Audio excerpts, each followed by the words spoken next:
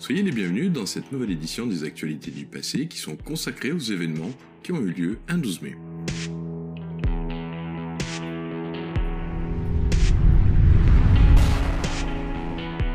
Le 12 mai 1881, c'est par la force qu'un traité impose le protectorat de la République française sur la Tunisie, alors province autonome de l'Empire ottoman. Cette mainmise de la France sur la Tunisie est le fruit de manigances politiques menées par un petit groupe de personnes. Lorsque la nouvelle arrive à Paris, c'est la stupéfaction. En cette fin de 19e siècle, la Tunisie est l'objet de l'appétit des puissances européennes et plus particulièrement de la France et de l'Italie. La Tunisie, qui est dirigée par des beys ou des sultans, est lourdement endettée auprès des Européens, qui n'espèrent qu'une chose, leur faillite, afin de prendre le contrôle du pays. Cependant, le premier ministre tunisien, Kheireddine, réussit à rétablir les finances.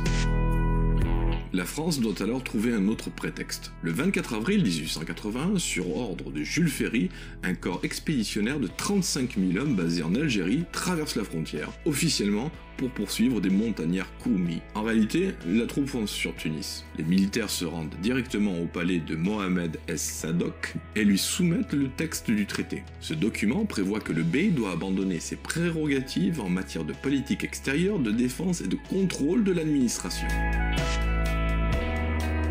Et en plus, il n'a que 2 heures pour signer le document. N'ayant pas d'armée et les moyens de s'opposer, le bey signe le document. De toute façon, s'il ne l'avait pas fait, les Français avaient un plan de secours. En effet, le frère du bey était prêt à signer n'importe quel document à la condition de pouvoir prendre la place de son frère sur le trône. Alors, les conséquences de cette manœuvre sont multiples. Alors, tout d'abord, les relations entre la France et l'Italie s'enveniment. D'un autre côté, les Anglais en profitent pour pouvoir prendre le contrôle de l'Égypte. Et enfin, la course pour le contrôle du continent africain par les puissances européennes est lancée.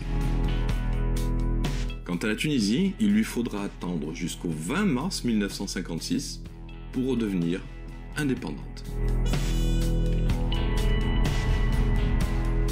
Les autres événements du 12 mai. Le 12 mai 1968 marque la naissance d'Anthony Frank Hawk, plus connu sous le nom de Tony Hawk. C'est un skateboarder professionnel et un acteur américain. Il est considéré comme l'un des meilleurs skaters de tous les temps. On le surnomme l'homme oiseau. Michel Fugain, chanteur que l'on ne présente plus, est né le 12 mai 1942 à Grenoble.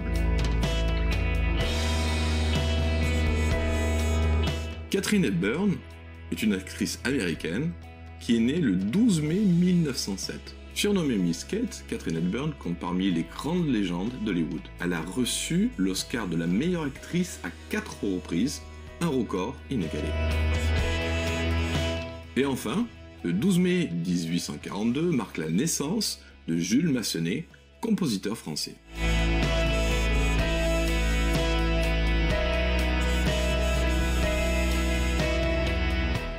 Avant de nous quitter, un très bon anniversaire à David et Céline, qui sont nés un 12 mai.